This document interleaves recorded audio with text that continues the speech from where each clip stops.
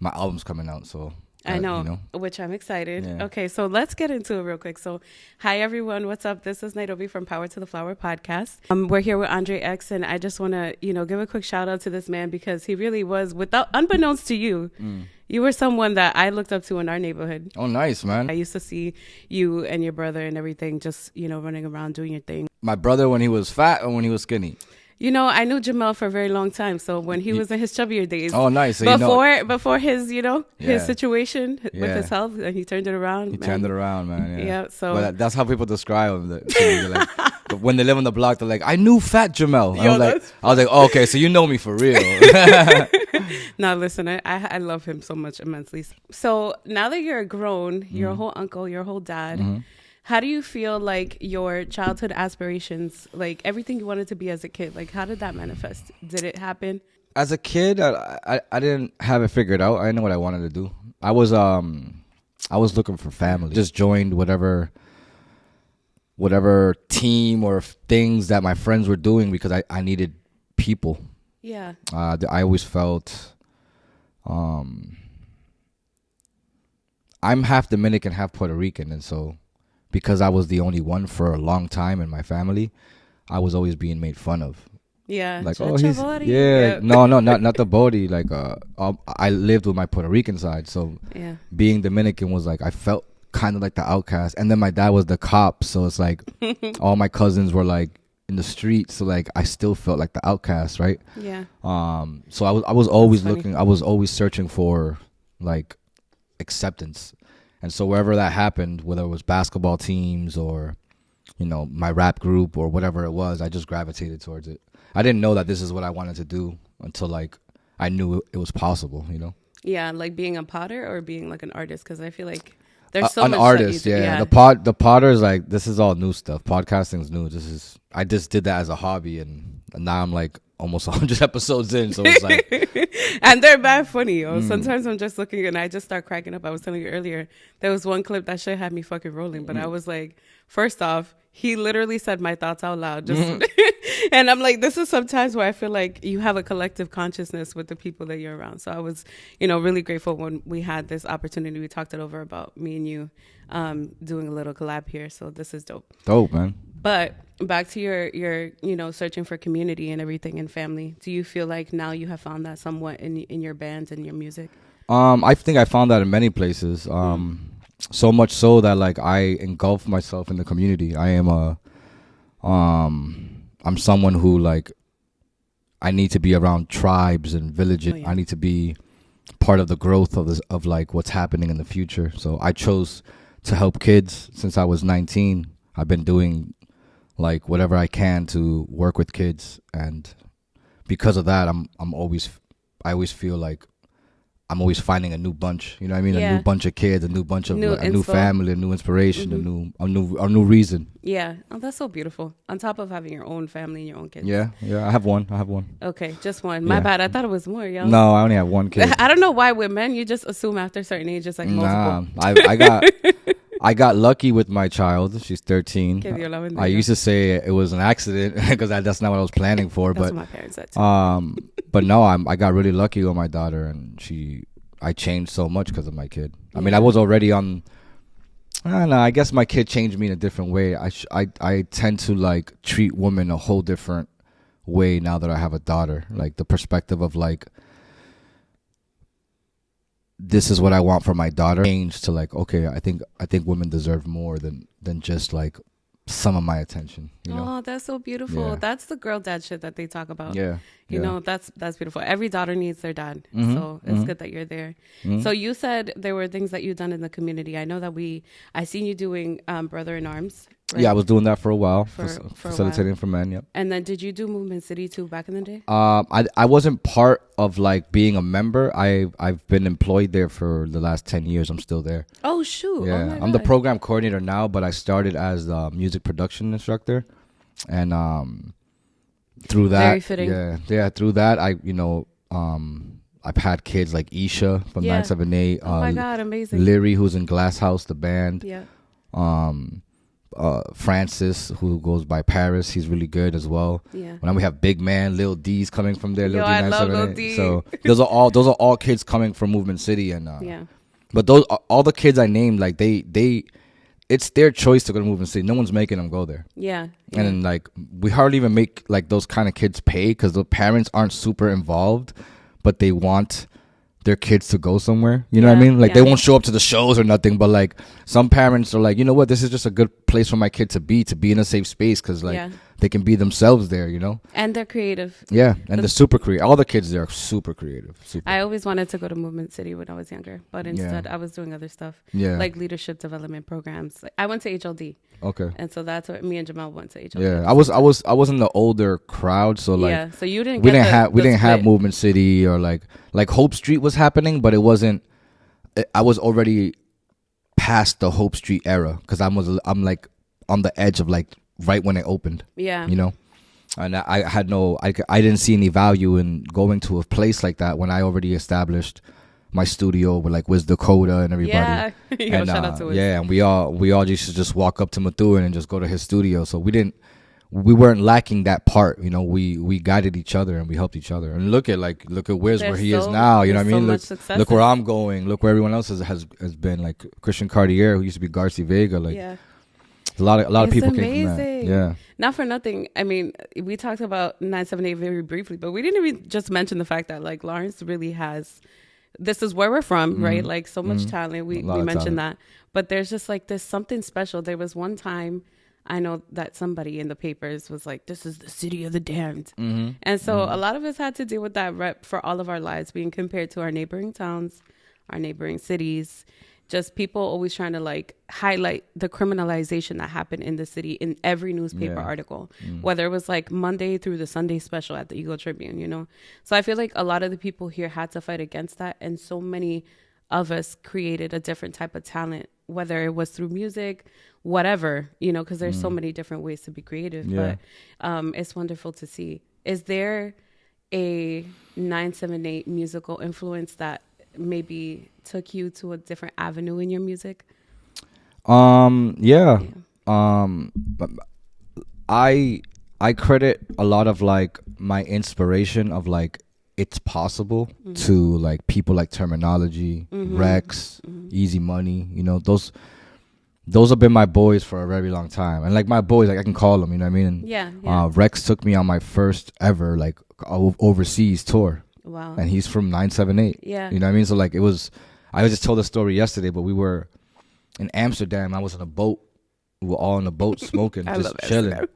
And then I took a step back and I'm like, wow, man, like everyone on this boat is from 978. There's like 8 of us. And it was beautiful. So I'm like, yo, I made it out of the hood to, not that I made it in life, like I'm successful, but like I made it out of Lawrence. You know what I mean? I made it out of America with my music. Because of my music. So it's like, that's a physical manifestation of your successes, to be honest with you. So it's a really nice thing to see. I know that there's so many other artists who I want to just mention. Knowledge, for example. I mean, I feel like whatever song it was, everybody here in this city knows every song word for word. And when he passed away, I think it was a really big deal because I feel like a lot of us felt that whether you knew him personally or not, it was just like, wow. Yeah. We lost one of our own. We lost somebody. Yeah. So I think it just gives a beautiful appreciation for the talent that we have locally. So I think that, you know, you had a show recently and I was so sad that I couldn't go. But even Rex, you know, was like, was he hosting it? Yeah, it was Rex's show. Yeah. Yeah. And so you were performing there and I'm looking at just like the stories or whatever. And I'm just like, wow, like this is so beautiful to see. It was really nice. Really nice. Where do you see yourself like in 5 years with your music? Is there something like a goal that you wish to share, especially with your audience who should be supporting your new album? Right? Yeah. So the new album's called El Gigante. And it's the album. Yeah, and it's just all about growth, you know. I've changed so much, and the album was produced by Short Fuse, who's also a 978 native. Yeah. And we're all just growing, and I wanted to make a statement, but as for 5 years, honestly, I live with no expectations. I love that. So like my goals aren't something that I'm looking forward to something. I'm going with the flow. Yeah. I'm very organic and I'm just one with the universe at this moment, and I know I don't have control, so I try not to like pretend like I do by setting a goal and trying to get there. Yeah. Because I know if I want to get to that goal, I'll just end up there. You know what? That was such a like subtle confidence. What is your sign? I have to ask. You give me fire. I'm an Aries. Oh hell yeah! You see what I'm saying? I do that. I was like, it's just like a subtle confidence with what you're saying and how you know that regardless of what the starting point is, you're gonna meet your destination. Yeah, or just leave it in the hands of God or whoever's is actually in control. El gigante. Every single time I've ever tried to meet a goal or set something in play for I can get somewhere, I've always ended up with disappointment. And so I also took away assumptions from my life. So I don't assume that if I do this is what the result's going to be. It's like, if this is what I want, then this is what I'm going to do, and this is what I get. And then if that's not what I wanted, then I will do this and try this, and this is what I get. And I just keep going until I get it. I just know doing the same thing over and over isn't the answer. Do something different every single time. But yeah. I mean, it's a science. You kind of you sound like a baker. At the end of the day, you're gonna kind of find something. I'm gonna make it work. Yeah. You're gonna make it work. Because I'm. The problem is with the way I'm thinking. I believe sometimes is like I'm content with who I am and how I'm living and where I'm at in my life. I'm not discouraged of where I should be. You know. I give everybody their space to grow and be who they are, but sometimes it feels like a little conflicting when like I have no expectations and the other person does, and that's okay. People should live how you want, but it does bump heads. So I adjust sometimes. I fall into the reality of like, okay, let me go get a car because I need a car, or let me go get a better job, or let me stop going to the studio every day and spend more time with my family. Like those kind of things sometimes get in the way of what I actually want to do. But that's life. That's life. And I like I said, I just adjust as it goes, because if I just keep bumping my head with the people I love, it's like I'm gonna be alone. Yeah, that's true. I mean, sometimes I wouldn't wish that on you at all. I think that either way, like you said, you set yourself up to have multiple tribes. Okay, so regardless of where you're at in life, you're gonna find somebody and somebody's gonna be with you. So I was just interviewing someone the other day, and they're twin girls, and I've never met them in my life, and they're from Quincy, but they grew up in Orlando, Kissimmee. And I mentioned this one town that I went to, that I lived for like 3 years. With your mom and... No, by myself. When I moved from Lawrence, I escaped and I left. I lived in Lawrence. I lived in some place called Poinciana. Oh yeah, but it's like right there by Kissimmee. It's by Kissimmee. Yeah. And these two girls knew everybody I knew, and I never met them before. And wow. So like that's how I know, like everywhere I go, I have a tribe, because I leave a mark. I don't leave in bad blood. I always leave with like love. You know what I mean? I leave in peace, and I love that about me. Like, you know, as you are as a person. That's the one thing I can like say, like, you could put me anywhere and I know that I will find people, you know? Yeah. It's a certain kind of persona to be able to do that. You gotta like really have what the kids nowadays call Riz, but like to really be able to carry that throughout, you know, different relationships, and not just, you know, because sometimes people just think that's the kind of stuff that gets you through the like romantic relationships, but when you can do that through platonic relationships, even familiar relationships, it sings true to more to who you are. Yeah. So I'm curious too. I mean, like we talked about goals a little bit, but you know, in the balance of your, you know, the work-life balance and everything like that with your music and especially the production. I mean, you have Marble Lab Entertainment. So when that came about, what were some of the ideas that you had, and do you feel like they kind of manifested themselves? Is there things that still need to take time to develop? Again, going back to like the village, the tribe, right? It's called Marble Ave Entertainment. I lived on Marble Ave. My partner, it was my neighbor on this side. My photographer partner is my neighbor on this side. So we all lived on Marble Avenue together. Who was it? So on this side was my boy Melks. Okay, yeah. And on this side, 3 houses down, was my boy Pito. Oh yeah, okay. And Pito was the one with the Civics all the time, and like, so that's Pito, and he's the one that, you know, he was already in the camera world doing camera stuff. Yeah, he was. And then me and my boy Melks, We were doing a lot of production stuff together that had nothing to do with videos, but we started doing videos for artists that we were producing for. And we just like, yo, let's just click. Let's just do this. It makes sense. Marble Lab Films. And then it started Marble Lab Entertainment and so on. Now we have 1912, which is like our A&R, like artist development kind of like cool thing. And we help artists come up with a good project that we can try to get on the charts on iTunes. And so do you guys take charge of like the distro as well? Yeah, like we teach them like all the steps they need to know, like, how to get your right publishing, which publisher to pick, how to find your money, how to collect your royalties. We teach them all that kind of stuff, as well as, like, let's do a video in this and let's roll it out like this. Let's do a whole rollout plan for your album, and let's show you how to get pre-saved so that we can chart you on iTunes or wherever you need to be charted, so that it looks good for you, because that's what people care about, is the look, right? Yeah. But we explained that, like, this is all just looks. And at the end of the day, like, you have to put some work in. Like if you make it number one on iTunes and you have a show and no one shows up, you're just number one on iTunes. Yeah. You know what I'm saying? Which is so complex. People don't understand that, but it's multifaceted. And it's all about like the look. So it's like, that's the problem with social media right now. It's like, that's why I don't post a lot. Like, I just post like flyers, or like whenever they clip me for the shows. I just, about me, I don't personally try to post a lot, because it's like, I don't want the reality of what it looks like putting with perspective in your head that's not there. I feel that. I feel that, especially in the age of social media, because we are so accustomed to seeing our favorite artists or whatever. I mean, unless you're like an indie artist, but like even at the indie artist level, I can see what you're posting. Be like, yo, I think somebody mentioned this too. Like, I can see what you're drinking for breakfast if you post that shit. You know what I mean? So now it just feels personal.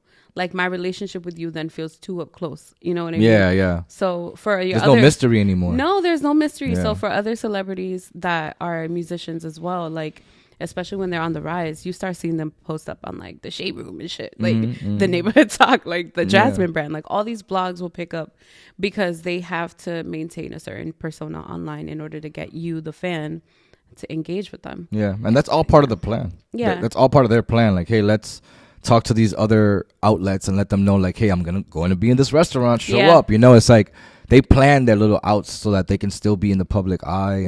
And I've been watching a show called Homeland, and it's about the CIA and kind of stuff like that. Yeah, I've seen that show. And it's like, it's just crazy. Yeah, it bugs me out how perception works, and how people can use perception to like their advantage. And I don't know. Governments do that. Yeah, I like to live my truth so much, and I can't portray something that's not real to me. You know?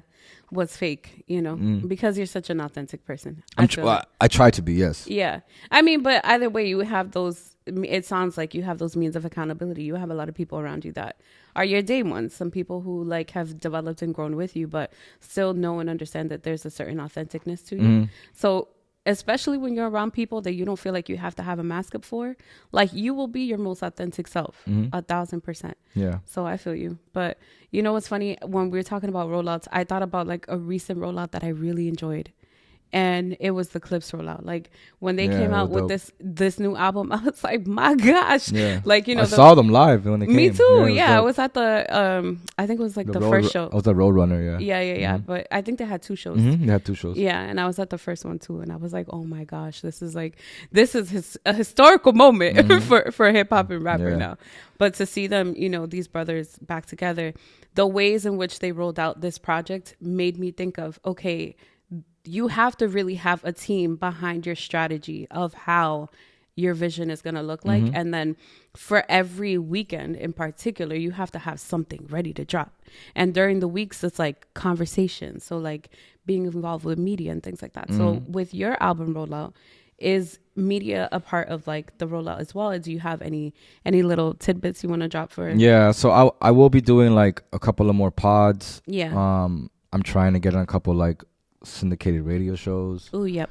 And we're gonna do a couple listening parties, and then album drop party and some video parties. But just the norm. I don't. This is my actual first ever like doing a rollout and doing something for my album and doing interviews. This is my first ever. This is my first real, like, I dropped an EP before. It wasn't an album, but this is more like an album. It's 12 songs, you know? I'm excited for it. Yeah. So, and it has like a theme through it. It's cool. Honestly, when you said El Gigante, I thought about like Don Francisco, like Sábado Gigante vibe. It has nothing to do with that, but Short Fuse, for those that know Short Fuse, like his like whole MO is like Spanish culture. So you always hear like his drop is droga, coño, you know? Yeah. And you always hear like puñeta, like he has like a whole bunch of sound bites that you'll hear all the time.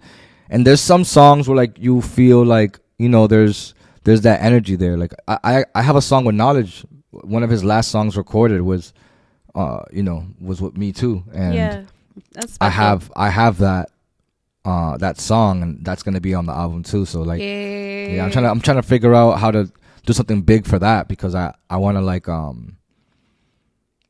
want to show him love, because I never showed him love before. Me and him were always like enemies. Not I get that. Not in a bad way, but like when I started rapping, he also started rapping, and his crew and my crew dissed each other. Mm-hmm. And it just made his crew huge, and it made my crew huge. But somewhere along the line, we lost the like, this was for fun. The you know what I mean? comradeness. Yeah, we this was for fun, and then no, it's not me. I know it's not him. It was the people around us, because he doesn't fight, and I don't fight. We're not we're not physical people. We're talkers. Yeah. So I know that it's not. You both had the gift of gab.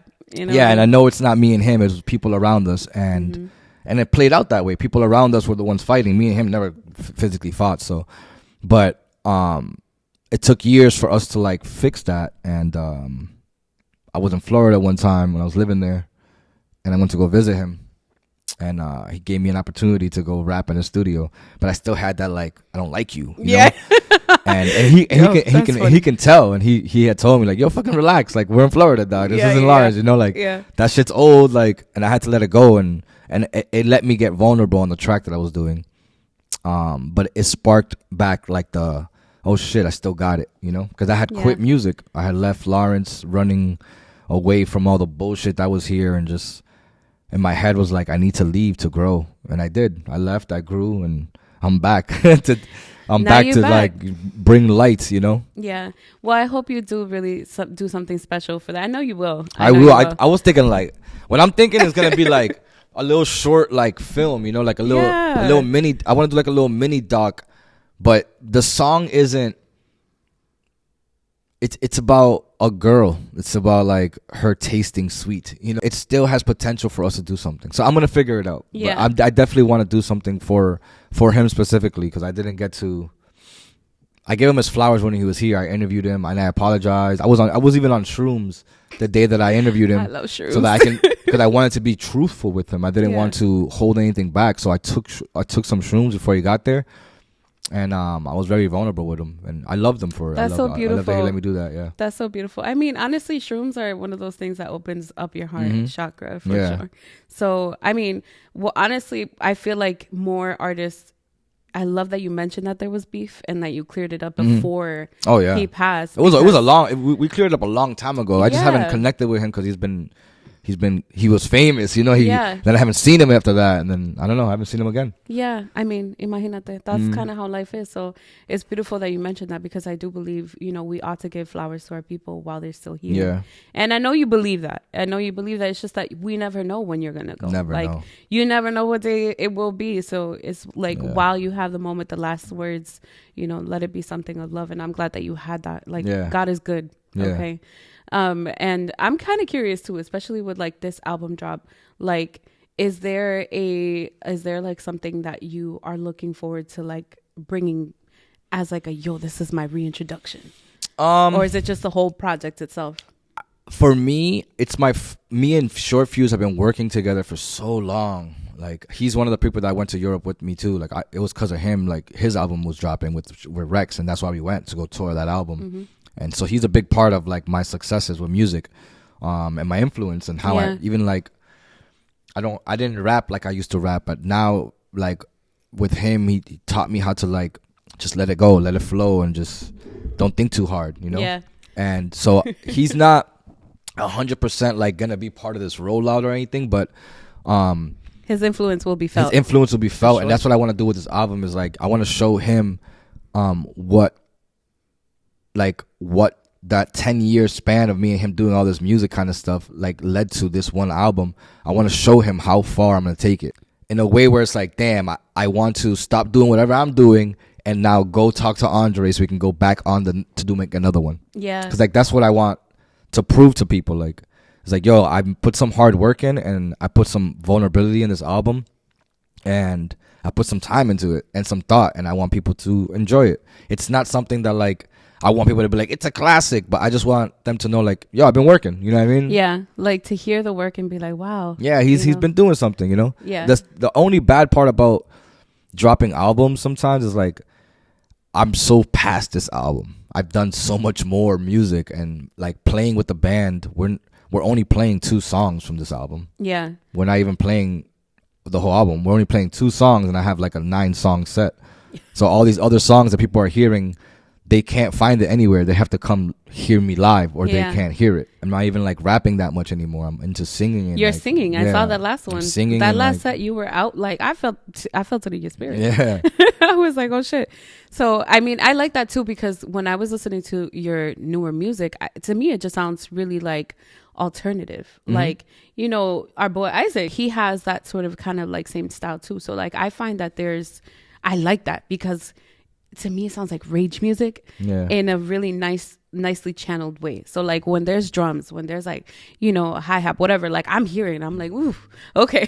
Yeah. So you feel it. Is there something that you want your fans to take away other than the fact that you have been working? Because that will be obviously shown. It's more like, is there a vibe, a feeling you want to like? I want to show growth. El Gigante. Yeah, like if you listen to my last couple of drops, these songs that I collected, these were the ones that show growth. You know, I'm not talking about guns. I'm talking about me. I'm not talking about fucking bitches. I'm talking about me. You know, I'm not talking about money. I'm talking about me. You know. Yeah. I love that. Yeah, Yo, shout out. Yeah, it's just different. Shout out to the growth. And there's some there's some songs that are like rappity rap. You know, I did that on purpose. I want people to remember, like, you know, this is hip hop. You got to show and prove sometimes with some bars and stuff, you know. But I also got those tracks that are like danceable and like feel like the 2000s again. Yeah. Or like, we need that. Yeah, I want to go to like East Havel Street party. You know what I mean? Yo, I was just thinking that. I was like, so yo. it's those kind of things of that I dropped in there that I want people to know. Like I have Zay on my album. I have Rex on my album. Yeah. I have Navi on my album. That's dope. Yeah, I have Believe on my album. Oh my who I haven't heard drop anything in a while, so it's gonna be good. Like that he's on my album, because we have a video to it too that we shot here, which came out amazing. Oh, amazing! Okay, so we're gonna get visuals too. Yeah. Oh yeah. That's a part of the rollout. Yeah, part of the rollout. I have about 4 or 5 videos. Okay. And I have a whole bunch of reels that haven't came out yet. So you know what? It's sounding like it's gonna be very eventful. Yes. I'm grateful that we were able to do this too. I'm not done with you yet, but you know, one of those things that I love is just that when I see my community doing something, like I really support it. I have a small business called Comunidad Consulting. Well, my business, I named it Comunidad Consulting because a part of my background, you know, like so once I left like Lawrence, I moved to Haverhill. I moved here. Okay. And that was like during 2008 or something like that. It was like during the crash, the stuff. But what happened was that, you know, we were basically sized out of Lawrence. So I was really sad to leave because I love Lawrence so much. But we ended up moving here. I saw that there was like opportunities for me to get involved in like the community as well. So I was doing like park cleanups and shit like that. Like as a teenager. Then I started doing like internships with the mayor's office, and I was like interning there for 2 years. Oh wow. So and that in Haverhill. So shout out to Mayor Fiorentini, but he was there for like years after that. He only just retired like maybe 4 years ago. So that was a huge jump in time that, you know, whatever, but it served its purpose because that was like my introduction to politics. So from there I did other things, and I worked for a U.S. senator. And then after working for the U.S. senator, I went off to work on her campaign, and that was Senator Warren. Oh, nice. So when she was running for president, I like went around the country, was doing like things that I just wouldn't have imagined to do, you know, talking down Republicans from like disrupting the events and being mad crazy like that, like stuff that I didn't think I had in me. But the reality is, when you come from like areas that you see conflict, like, you know how to either conflict resolute or like add to that shit. You know what I'm saying? Like, there's a double-edged sword. So what I was able to do was kind of use those like skills that I grew up with and was able to actually apply it in the workplace like later on. So I realized that it's not just about working for politicians. You know what I mean? For me, it's more about like, what are you doing in the community? How are you showing up? Like, what kind of resources are you providing for people? So then when I went off and started doing my own thing, I launched my business. And then I started to just like provide resources to nonprofits, people who were running for office, first time candidates, you know, like trying to get people who are like young to get involved, because these are the decision makers, unfortunately. You know, unfortunately, yes, for the things that you don't want to happen, like today's current affairs with the war and shit. But fortunately, if you can make a difference and you see someone, like, let's say you ran for office, child will be there like supporting you. Oh my God. I would never run for I know you gotta be egotistical to run for control nothing with politics. It's man. true. And I know you have your own political views. I can't wait to hear them. But like, you know, it's one of those things that like, dog, you don't know what the fuck is gonna come out somebody's mouth or how they're really gonna respond to the community. So we have to have people in these positions that we can hold accountable and know how to do so. You know what I mean? But in order for you to know how to do so, you gotta know what they do and how they're responsible to us. You know what I mean? Right. So I'm going to kind of pivot over to like the weed stuff too, because I know that's your vice of choice. Oh yeah, I smoke. Yeah. Do you smoke daily? Like, is that your vibe? No, I'm surprised you're not smoking now. I cut down. I smoked before I set up. Yeah. I didn't. Is it because I told you I wasn't smoking? Right yeah, it would be awkward just smoking. But I didn't care. I also I've been taking a break from smoking every day, but I think it's because I had a way to smoke every day because I had a car, and now I don't have a car, so now it's like, okay, I'm gonna use this to my advantage and not smoke every day. And so sometimes I'm like fiending for it, but there's no way to get any, so I'm just like, all right, fuck it. I just, you know what I mean? I just have to be like, just live through it. But weed delivery is coming soon. Yeah. I promise you. That'll kill my pockets. But it's good. I've like convinced myself like, oh, my girlfriend hates the smell, so I can't kiss my girlfriend, or like I do stuff like that, like, oh, I can't be around my baby moms because then she's gonna know I smoked and I can't see my daughter. Like none of that's true, but I do that to myself so that I can just like a self-control. Yeah, because I that's like the one thing I let. Like, I don't care if I have like a pound, I'll smoke the whole pound if you let me. You know what I mean? So like, I just have to. That's the one thing I just like let loose with. So listen, we all got our one thing. I mean, that's for me too. The only reason why I'm not smoking right now, and I think I told you already, but it's because of Lent, yo. Like, I really tried. So not every year, but like, you know, we're actually in Ramadan season too. So like, ironically enough, for people right now that are like, I'm not trying to be pious or anything, like I'm not like super religious, but the reality is like, you know, I find these times to be beautiful for the soul. Like, if you could take advantage of something that's happening with a collective consciousness, like for real, that stuff does wonders for the spirit. So I gave up sugar. I gave up other things that should not be named, but you know, but it's just the things that I'm like, okay, somehow I find myself in my fleshly ways always gravitating to those things. And weed, I smoke weed every fucking day. Every day. I'm not ashamed to say it. I would roll up in my house, in my car, wherever I can, like, you know, but it's one of those things that I enjoy because it's not something that I feel like it is detrimental to my health. Likewise. Yeah. You know what I mean? Like, I'm not, you know, doing other drugs or whatever. I don't mind shrooms because I think it's beautiful too. Yeah. And some of these things are like shrooms is like a natural thing. Yeah. And so is weed. It comes from the earth. And I would say so is cocaine, but no, you have to like do something to make it powder. So no. But like these things that are like naturally given to us by the higher being is like, by God, yep. I don't see them as drugs. I'm like, these are tools that we're not using.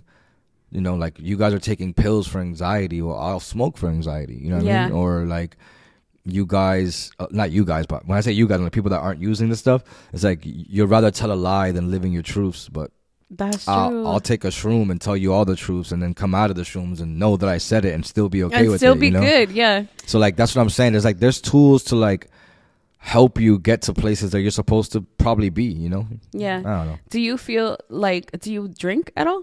Like, I used to be a very bad drinker. What was your drink of choice? I would say I like, it's hard because I want to call myself an alcoholic, you know, but because I was drinking every day. I was drinking every day. Every day. I should not laugh at that. But it wasn't affecting like my like me being a dad. Yeah. Or it wasn't affecting like me being a boyfriend, or it wasn't affecting me being a son. You were functioning. I was a functioning alcoholic. Yeah. But at one point I woke up in my bed. Shout out to DJ Jero. He took me out to the club with him, and I was like, I'm gonna take a drink. And he's like, all right. So I'm drinking, and but because he's DJing, you know, he's not gonna be fucking paying attention to everybody, right? So I'm just like, yo, I gotta go. And I left. And he's like, all right, peace. And I left Atika, and that's all I remember. And then I woke up in my bed with all my clothes on, jacket, boots, whatever I had on. And in my coat, I had a whole bunch of like random items that were not mine. And there was mail, there was pills, it was credit cards, it was keys, it was a waffle maker. A waffle maker? I kept it so that... Dog, was that the Grinch? Like, I kept it to remind me, like, damn, nigga, like, this is bad. I kept the waffle maker, but, like, it just... I never blacked out like that before. Or maybe I haven't, didn't know, you know? Yeah. And that was my first, like, aha moment, like, I just gotta stop. And I did. I just cold turkey, never drank again. Shout out to you. That's dope. dope. Yeah, I never drank again. And if I have a drink, it's more like if I have a coronita, and it'll take me the whole night to drink it. I'm the same way. Yeah. I'm the same way, but honestly, I think it's because we have our vices. Like, you know what I mean? Like our other... I'd rather smoke. Yeah. I'll just, like, you guys drink, I'll smoke. Yeah. Does it get in the way when, like... I lost a lot of friends when I quit drinking.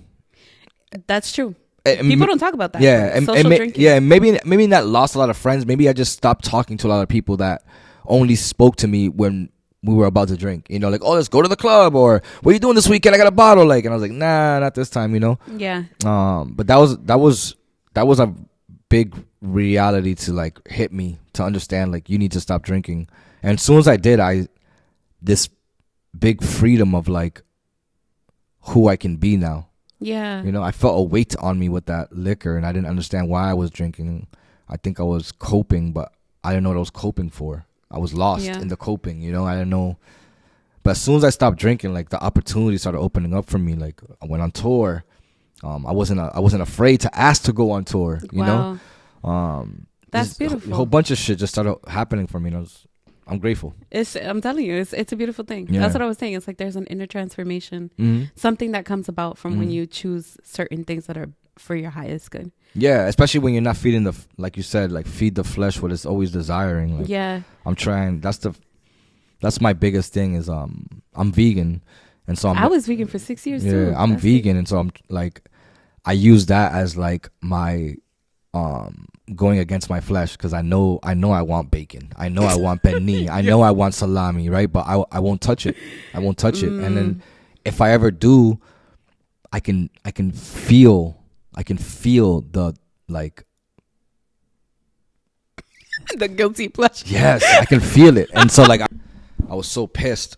I ordered an Impossible Burger from Wendy's. I mean, from Burger King. Yeah. And I just chomped into it. I was so hungry. And I was like 3/4 of the way in, and I didn't even notice there was bacon in it. Oh, no. I didn't notice. And as soon as I didn't even eat the last bite, I was like, oh, I fucked up. And, like, it hurt me, like, emotionally, because I'm trying my best not to, like, fall for that shit. Yeah. You know? But I mean, it's so, you know, that was an accident. I know. It's something about, give yourself like, some grace. Yeah, it's something about how I'm changing, and, like, whatever breakthrough I had in my life, that, like, everything's an emotional moment for me. And I don't mean like I'm crying. It's more like wow, like, you're feeling, like, damn, like, I'm feeling this in a different way that I've never felt before. You know, like, when someone breaks, like takes a leaf off of a tree, like, you gotta, I don't know what happens up here, but, like, I feel like, why? I know. It's so weird. It's so because fucking weird. You're in tune. And not for nothing, like, once you open yourself up, like, even through psychedelics, like, there is a certain, like, emotional connection that you have that you may not have ever felt before. Like, you feel more profoundly. Like, you know what I mean? Things just flow through you. I did DMT, and I had a breakthrough, and that's actually where my breakthrough came from. But wow, yeah, I am super connected. Like I'm that's beautiful. yeah, I'm on the grid. So do you feel like if we had more access to things like DMT, like more people would be nicer?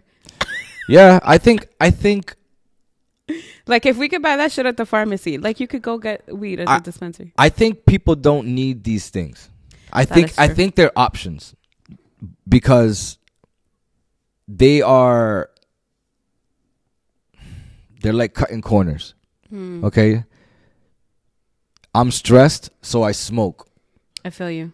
But if I sat there with my stress and figured out why I was stressed and got to the root of it, I'd be so much better off, because now I know what triggers that stress. Absolutely. Instead of running to the thing that's cutting corners, like just, all right, I don't even need it. If I smoke, it's gone. I'll forget about it. Next thing, right? Yeah. Same thing with like DMT. DMT kills you. You literally die, right? And ego death. It's ego death.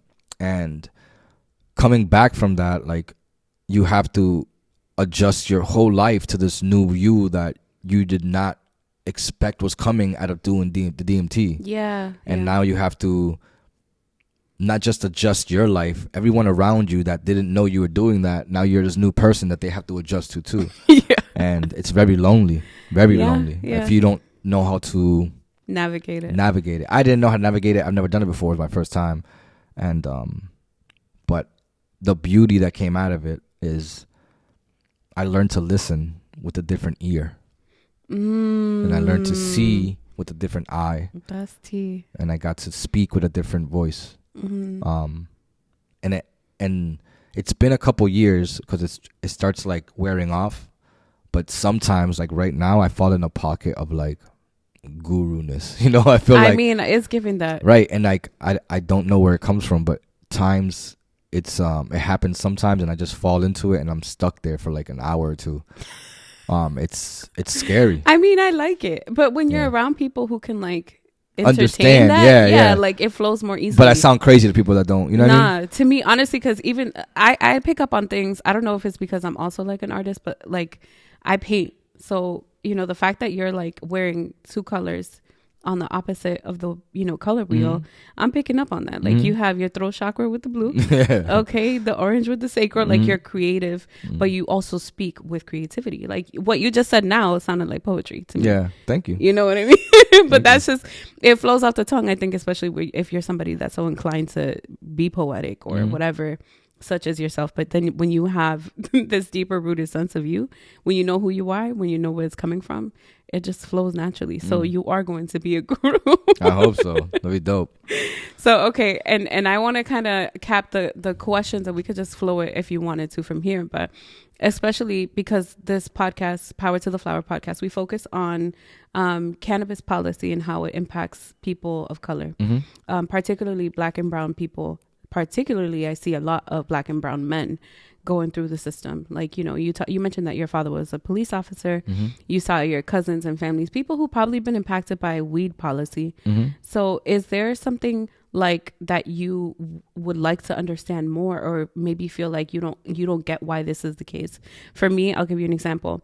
I still don't understand why we legalize, but there are people that are still in jail for infractions, even if they sell weed like through a larger level, like trafficking. That's essentially what people are doing still as well with these dispensaries. So I don't understand why we can't just fix it.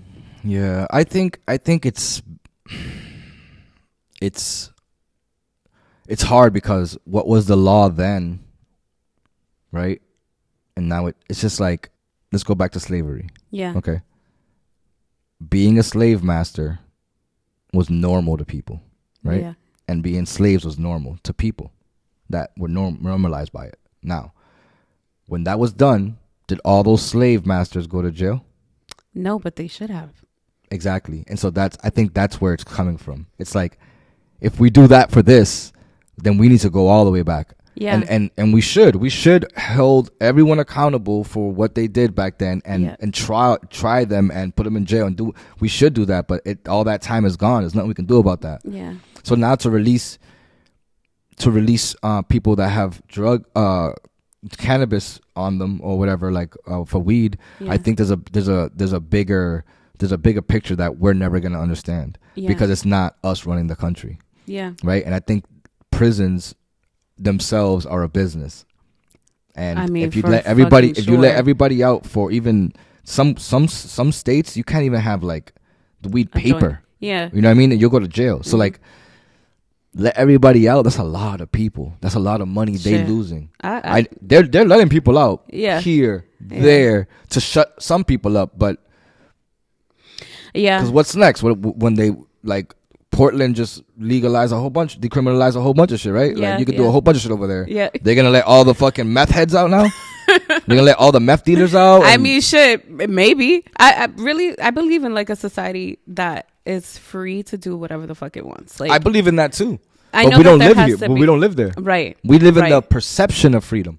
Thank you. Damn, nicely said. You see what I'm saying? You on your guru shit. Yeah, yeah. But I'm saying, like, it's one of those things. We have this idea that freedom is free and that we live in America and we have all these rights. But, like, the reality is so much of society is actually policed in a way, you know, like, or even policed in the sense of, like, there's policy and enforcement. Mm-hmm. You know what I mean? So not necessarily police all the time, but, like, I'm be real. You go home right now, anybody could check this. If you got a pillow on your pillow, it says you cannot sell this pillow, right? Because it's against US law. Why?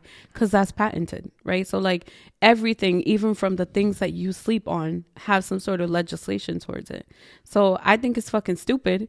You know what I mean? But regardless of the stupidity, I think that with now that there's a free market for it, it makes me so sad because the people that are actually owning these dispensaries are all usually white people.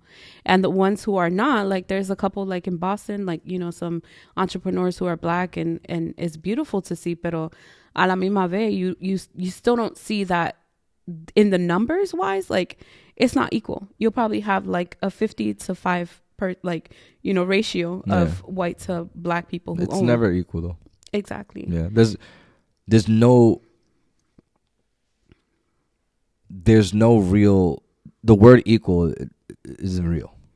That's Makes what I'm me saying. sad. It makes me No, but sad. just in reality, like there's never that 50-50 or like that I get, you get same, like that shit's not actually real at No, all. it's not. Because in some sense of it, you're always going to feel like you're worth more than what you're getting. Yeah. Or like your reasoning is more important than with the other reason. It's always going to be something. It's never equal. So I don't even talk like that. Yeah. You know what I mean? Like, oh, it needs to be 50-50. I'm like even my rent, like if I'm paying rent, like me and my girl paying rent, like we'll go half on rent, but I don't want to go half on light and gas because it's not real. Like you have your own shit to deal with, and I don't have that much shit to deal with, like money wise. I'll deal with what I can. Like for me, that's what it means equal. It's like we come to a even ground where it works for you and it works for me. But being equal is like, or even just having a sense of, you're right. I mean, but it just makes me,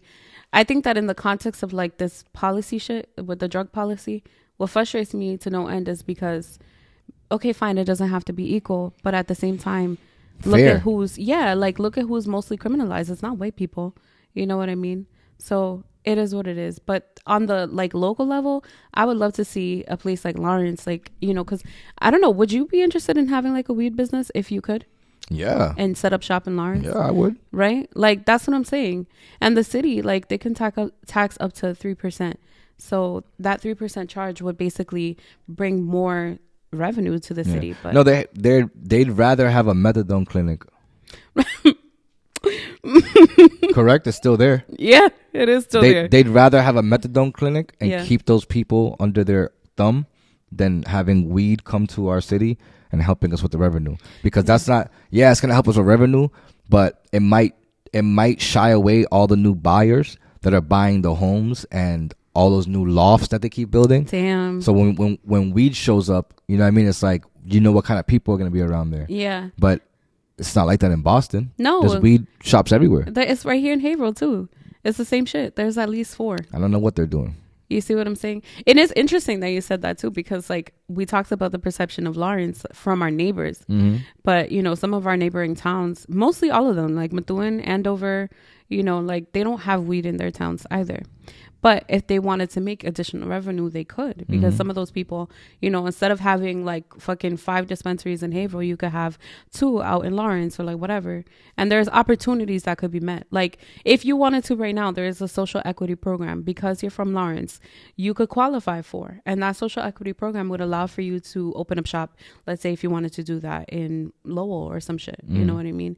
I'm a part of that program too. But if there is opportunity for someone who is also someone who's likely to be targeted for this shit, like on a federal level, like if they wanted to come in and the FBI like wanted to come in and raid certain places and be like, you're a weed smoker, you got a pound on you, like they could take you up and arrest you because legally they can. Right? Yeah. So if that is more probability that you might be one of those people, like you should also have equal opportunities to succeed for your consumption. You see what I'm saying? So like I see it as twofold. Like there's opportunities for entrepreneurs, policy changes, but also for the community. I know people that are interested in being the first weed shops in Lawrence. You know, like there's people that have the money that want to do it. You know, so it's just like, how do we do it without all this fucking bullshit we're getting from legislation to get it done? Yeah. It sucks. I mean, it's like the mayor has to be on board. The mayor has to be on board. Yeah. And he probably won't be. The mayor's very Dominican. Mad Dominican. And they hate weed. Hell yeah. at least you know, at least the older Dominicans, like.